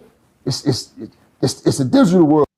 Yeah, it's a game to Whack, but them kids think he for real. It's entertainment. And when he said that word, that word stuck in my head. I said, damn. I said, you know what? He right. This shit made sense to me. So I looked at the Brick East. All these niggas is from certain niggas from Cali, and I'm going, okay, certain niggas is on that wave because they know that catch and they know how to play the internet to those levels. But still, knowing Los Angeles, niggas know you still got to deal with the real Cali behind closed door politics. And that's what goes on. Y'all just don't know about it, hear about it, but it goes on. Trust me when I tell you, nigga. Yeah. Trust me. Trust me. Niggas still got to deal with the behind the scene politics because it's like certain shit that was said and put out there. Hold on, nigga, you know, you don't even stand on them kind of shoes and you don't even feel them kind of shoes, nigga. Right. So if you run into certain individuals or certain individuals run into certain niggas know the real niggas they stepping. Them stepping. Nigga, it ain't about this internet. Fuck the internet. We really out here. We out here, nigga, and we wolves. So they gonna step. You know what I'm saying? So that's why, for me, it's so important. If I'm gonna get on here and do it, I'll do it where I'm really gonna stand 10 toes on. And then, nigga, when I see you niggas, let's really get it in. That's what y'all like, right? Let's do it for the cameras. Let's really get out. Let's squabble, box. Let's act stupid, nigga. Let's draw blood, all that. We ain't finna sit down, nigga, and interview and you just said, fuck my mama on your channel somewhere, niggas, and did all this. I'ma spit your shit the first chance I get, nigga. I'ma show you how fast I can leap and move. See, these niggas be in these rooms and be faking. Right. Man, I'd have been in too many rooms and knowing, that nigga was sitting right there. You mean tell me, hold on, this the room y'all was in, and you didn't beat this nigga ass? I said, oh no, this shit really entertainment, bro. I'm tripping. Let me stop arguing with these bust ass niggas on this internet and getting out of character, bro, because they taking me out of character when they know it's a game. And I'm really trying to be serious about this shit. No, let me find my own lane. And that's what I did, bro. Right. Yeah. Found my own lane and I grew to this level, man. Now let me ask you this. You're not necessarily a podcaster, but let's just say you keep expanding your role in this media and you become a media persona. Would you interview a snitch like Woody? Is there, with you being, let's just say somebody who is a gang member, right? And then they do the podcasting. Is it a violation to interact with a snitch just on a media level? Because business is business, or do you still gotta remain? And you know, Jay, man, that is damn. I'm glad you asked me that question, bro, because we talk about these type of things behind closed doors. We speak on it, right? Because our rulings. But damn, bro, because I'm a retired tax-paid citizen now, I'm not considered the gangbanger / shot caller gang leader now. I'm living in a different world. But because I live with morals, principles, values, it still withstands to me. Like that's your thing, that's your world, it's cool. I just don't gotta fuck with it. Because my rule is my rule. Because I wouldn't want that for my son. Like, nigga, I want you to stand on your ground, especially if you're out here fucking up, nigga. Stand on your grounds. So my rules gonna be my rules. So because it was so embedded into me and I was taught by the best of the best, that's the way I gotta go out, bro. So just to show you, I got to offer a situation and I shut it down. So no, nigga, I ain't gonna fuck with it. And I don't got nothing against him. I think he cool. When he first came home, I'm one of the first cats he called to do some business with. But because you talking about who? You talking about Woody or? No, I'm talking about my boy Cash Money baby and them little brother Terrence Williams. Yeah, shout out to Terrence. But however, because of my situation and my name and just my dignity, everything, I said, well, I just, especially right now, this part of my life, maybe in more years to come of growth, and I'm on one of them type of real platforms where I'm at that level, maybe I could see myself sitting down and probably interviewing somebody who has a real strong impact who came from the streets, such as a cat like himself, Terrence Williams. But the Woody nigga, nah, under no circumstances. For the simple fact, let me show you why. Now, the differentiator is Terrence is really a hitter. Right. He really came from that lifestyle. Me, well, how you know that Cap? You ain't grew up with him? Well, I know real niggas. And I can see it in their eye. I know the tone of their speech when they talk. And the fact that he ain't no nigga, he don't brag and boast about the shit. He talk smoothly and he speak his mind and he speak about what he have been through and what he have done.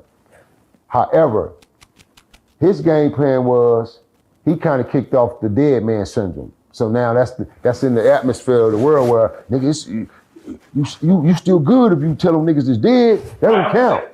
Did they throw the rule books off? You know, like every now, you know, like in basketball, it's like, wait a minute. So that's what I'm saying. It's like he created the dead man syndrome. Yeah. Because by him having popularity and being somebody already from the NO and from them streets and then getting out and being somebody with a name, a brother to somebody's with names, so it just increased for him. Yeah. So here we go.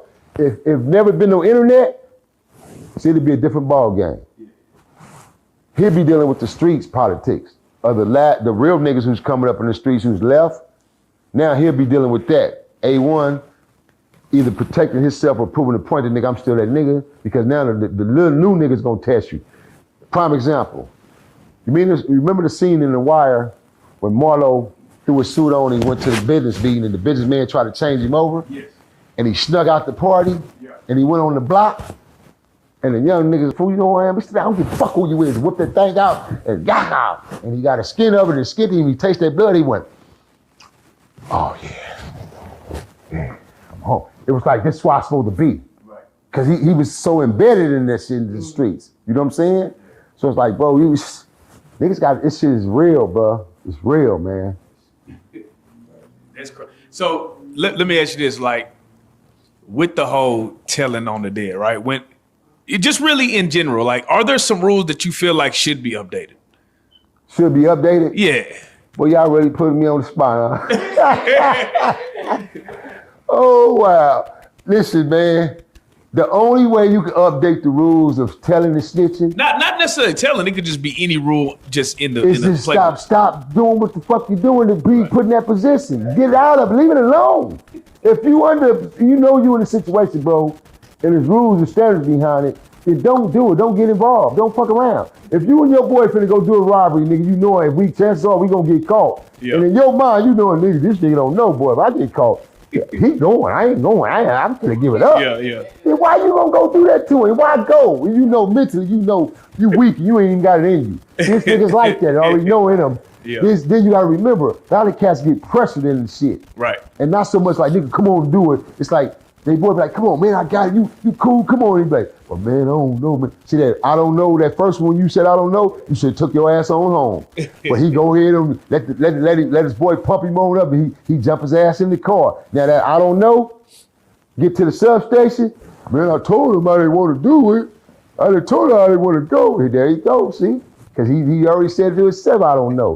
So no, man, I just think changing the rules in the game when it comes to things like that, Jay, is you just leave it alone, bro. Y'all don't need to be a part of it and be involved with it, so you don't have to even bother with them kind of rules.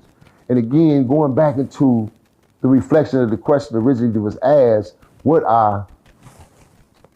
me at this point in time in my life, and like I said, knowing my standards and my morals, I couldn't just sit down with no ninja in the same room I'm in and knowing you really actually send niggas in jail. The world's seen it. You got on the stand and you sworn in and pointed fingers and the world's seen it. Nah, I couldn't do that one. I couldn't, not for no money or bag, none of that shit, because it ain't about that. For me, it's about the dignity, my pride. That's just like, okay, let me flip it. So if that's the case, I'm finna just go against my morals and say, fuck it, yeah, come on, nigga. I ain't in the game no more, I'm a citizen. Then I'm an actor, I'm an entertainer as well, so I might as well go and stick my tongue in the nigga mouth too, right? Let that nigga flip me over too in the movie, right? See, no, ain't none of that shit finna happen because I got standards and morals, bro. But what about the people that are telling a lot about the inside of the street culture, the politics on podcasts? Is that not a form of talking too much? At its biggest form. And it's hated so much by cats in the street, bro, because they still living their life. They still living the street life. So now it becomes a threat for them. And I'm so glad you asked that damn question, because guess what? This is why I'm so against vlogging, bro. Hood vlogs, fuck hood vlogs. I think hood vlogs is the most integral plot that you niggas can allow to happen. And this is why I done told a lot of my little homies. That's why I was so mad at niggas like, bro, y'all turned our hood into a fucking free zone tourist attraction. Now these niggas don't even ask y'all permission to come. They just come. And y'all so happy to get in front of the goddamn camera and not realize, hey, nigga, This nigga snitching on you, telling on you to the hip hop cops and the police. You just took the nigga over there to the little corner right there where you niggas stand there every day and smoke and get high. Now the world see it and know. Okay, this is where we go kill them niggas at. Okay, the police say, oh, this is where we go get them. This is where they be hiding when we be riding through there. Oh, this is where they be at when we go through their hood. Intelligence, bro. They don't even know they giving up intelligence, man, and don't even realize it. So my whole thing was, if you ain't charging these niggas money, and you're not setting standards and rules where it's only certain specific situations we're gonna show you in our neighborhood, meaning we're gonna show the good. Come on, we're gonna go over and show you this football game going on with our kids. This is what we do, homie. We coach the kids on the weekend and we gangbangers. If you ain't showing that kind of shit, why the fuck are you showing your life? The life that you still living, that you in. You walking around to me, yeah, blood, cuz, yeah. You niggas is on camera as known gangbangers. They just brought back the gang injunction, gang enhancement, gun enhancement, and I can keep going on you young stupid ass niggas. What did you think about females gang banging back in the day? They were serious. Family, smash that like button. If you ain't subscribed, make sure you subscribe to the channel. I respect it to the fullest because we really had homegirls. Right. If I was riding with 3 of my homegirls and I'm dirty, they dirty. I'm not even dirty, they dirty. Right. They was that loyal. You know what I'm saying? They gonna take them cases, tote them pistols for us, drugs, everything. They was loyal, bro. Real loyal women. How did they have to get in the game? What? Same aspect, you know, some got put on, most was born into it. Okay. From generation to generation. The mamas was involved, granny was involved, the uncles was involved, family members was involved, so it was a family situation. You got families, big families with family names.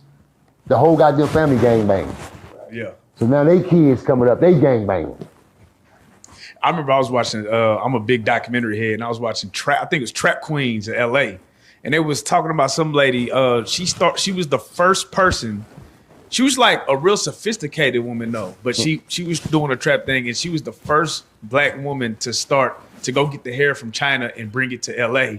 So export and import. Yeah. And I was like, damn, that's cold. Like, you know, it's like when they tell these stories, they always talk about the same couple people. Who are some of the people that went under the radar that we should know about? Like, that's probably already got their documentaries out or whatever that did some things that like that. Like, they kind of changed the game. When they got their money, they took it and did something magnificent with it. Who are some of those people that you feel like, because LA always seems to be like the melting pot of where a lot of that good stuff happened? It's a lot of people who really grew up in the game, who really didn't get their props, you know, or the recognition of the change of the before and the after. Well, this is where I was, and this is where I come from. This is where I'm at now. I think definitely I gotta tip my hat off to Harry-O and give Harry-O his props. Yeah. Being the fact that the lane that he's headed on and where he's at right now in his life and where he come from, and knowing him as well personally, and knowing him back in the days and how the situations was even then. It's like, for me, a cat again coming from my era, that's inspiration to me. When I see a dude like that, and I see a nigga sitting around all them billionaire white folks, and he's speaking and he's talking his talk, and trying to really get that knowledge to our people, I said, nigga, I can do it too. It's inspiration to me. No hatred bone in my body. Oh, look at Harry-O, fuck that nigga blood out. No, it's like, oh shit. Oh, that's H. Oh man, damn. So that's inspiration and motivation to me, bro. And that's what we gotta get back to. We gotta get this. I say this, man, and I know it's an impossible phrase because it's too much disorder that we have allowed in the black culture, in the black families, and in the black man, who is supposed to be the dominant leader, protector, the household ruler. It would be almost impossible to get back to those things as a man because of so much destruction, so much interference and separation that came about, and the mind is so warped to where dudes don't even want to re-educate themselves and revamp their mind for change. Right. Niggas can't even see change in themselves. Right. It's like our people so stuck on the impossible because of the lack of education. But if you go educate yourself, you'll realize, oh damn, the impossible wasn't never there. It was always me. Right. I could have been possible. I've been thinking the impossible. You know what I'm saying? So it's like, it's sad, but just actual facts and knowing that, okay, damn, I see myself now in the world where my way of giving back is the knowledge that I give to these youngers every day. It's not so much more now my money, my contribution going to my hoods and these communities and feeding my communities and feeding the hoods. Because guess what? When we feed these hoods, we feed these communities, we don't do shit. We ain't changed nothing. All we did was fed somebody for that day. And because the communities aren't villages no more. See, all this in this room right here, we grew up with villages. Right. So let me break that down for you guys out there, TV land. Well, what you mean by that, Bunny and the BJ? Villages. Meaning that Miss Pam over there, she finna whoop me and Mikey ass because we went and got in that plum tree after our mamas told us not to, and that's her plum tree. She finna whoop our ass and then take us home to our mama, and our mama finna whoop our ass. Because this community is a village. Right. Everybody look out for everybody. Ain't no more of that no more. You better not touch somebody's kid right now today. Her little young ass finna come cuss you out with a knife or something knocking on your door. Tell me what the fuck you doing putting your hand on my kid. Because he's bad as hell, that's why. See, ain't no more of that. So because we don't have the substance or those things in the communities of thinking that way, I got to a point where I said, you know what? Then how do I help my community in any fashion? How do I help my city of Watts in any fashion of being on the levels that I am? Because it's not about the money. Because you ain't finna change no nigga with money. Now, you can change a lot of cats in a lot of ways with money if it's put in place as far as programs and resources. There's change there. But to change somebody overall, that's not gonna change nothing. So I said, the most thing that us, OGs, like myself, and cats that's on the internet, this OGs who got their own platforms or who's getting on platforms doing exclusive main interviews and things of this nature, who's sharing their livelihoods, which is what I call it, my livelihood, but sharing their backdraft of their stories, of their lives. We gotta push the narrative, bro. We got to push the narrative to these youngins of what's real and what's facts, man. You know what I'm saying? We got to, bro. Or what are we doing? Because there would never, ever be change of us getting back to the way it really actually was. I can never see it being that way. I can never see us ever as the black culture being the way it was. Cats can't even speak to each other, bro, because there's so much hatred. You feel me? Yeah, that's a You see a stranger and immediately you niggas will lock eyes, like, right. You know, I don't even know you, bro, but what you firing up for? That's how much hatred we have instilled. Yeah, I always got shot like that, just off of the meme, like, damn. You feel what I'm saying? Why do you think we don't value life? I mean, when you now that you're older, right? And I even sit back and think about this, and I just look at things, right? And I be looking at certain situations, I'll be like, bro, we do not value life when you just start seeing all these young kids killing you know what I mean? You be like, God damn, he was how old? 13, 14, 15? You toting pistols damn near, you know, and you just sit back, you like, damn, bro. When you think about it and you boil it down into your head, is it money? Is it lack of community? Is it what really is it that led us down this path, do you think? Family, if you ask me, we got this uncanny, uncompromising love for fucking losers. For me, personally, because it's two categories that we have grown to depict. If you're gonna be loved in our community, you're gonna have to be a loser. Now, especially in this internet. On the internet, you got these niggas calling themselves killers. And I'm a killer, like, you know, like the little dude you just said, Lil Whitney. And they will love you if you say you a killer, a fucking loser. Nigga is a killer. No, man, no.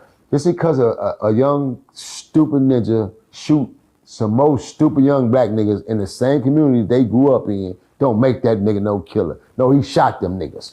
You just No, he hard. He ain't scared to go to the penitentiary. They think it's something alluring and cool. Why? Because of these images. Shot some dumb niggas who got shot that day. So They'll make you no what's killer. the difference? Well, I'm getting, that's why I'm finna break it down to you. All right. So to flip that. See, if you was a real hitter, you wouldn't be talking about it. Right. So I'm a hitter, nigga. So I'm not gonna sit here and go into details and tell you niggas all the things that I done did in my life and what I done done and yeah, nigga, I'm this and I'm that and I'll do it again. Then what's the point of my redemption? So as a hitter and you coming out of that lifestyle and you really know you have devoted yourself to something and now you wanna take that and you wanna take that to teach. Like, nigga, this is what you don't wanna be. You don't wanna be a hitter because being a hitter is consequences. Death and prison or revenge. You could be a hitter, right?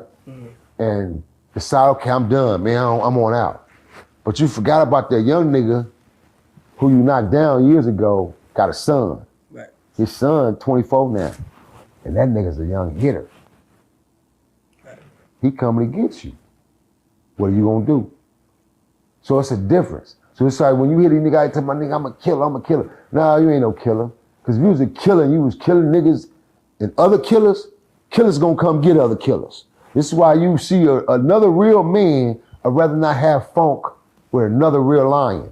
Right. Yeah. Oh, damn, we finna tear this cage up. I know that nigga, he over there slobbering at the mouth, breathing hard too, just like me. Oh, shit. So it's gonna be more or less a respect factor. It ain't got nothing to do with fear. Yeah, so it's gonna be a mutual respect. It's smartness. Two wise men, niggas that come to grips like, it's like sort of the choose your battle syndrome. You feel me? Right. And then you got some line niggas, just, you feel that, you in that line date, you just feel that way, then let's go. Right. Line and line, we going. You know what I mean? So it's a total separate category. You cannot sit here and be a killer and mimic this shit and put this in these kids' mind. And then you got this other kid thinking, oh, this nigga got all these bodies and he done did all this to these people and ain't nobody done nothing to him. And this is crazy because I heard this come out the individual mouth and say, well, look at me, I ain't got no holes in me. Ain't no nigga shot me. That's cause ain't no niggas came and got you yet, nigga. Or the niggas ain't shooting straight. Right. Then see, that's where you're blaspheming. And you blaspheming the game. Right. So you speaking it up on yourself, really, in essence, because you bragging on it. Right. You know what I'm saying? So it's like, cats gotta really, really watch what they say and how they say it, bro, because you can't speak this shit into existence on yourself. Right.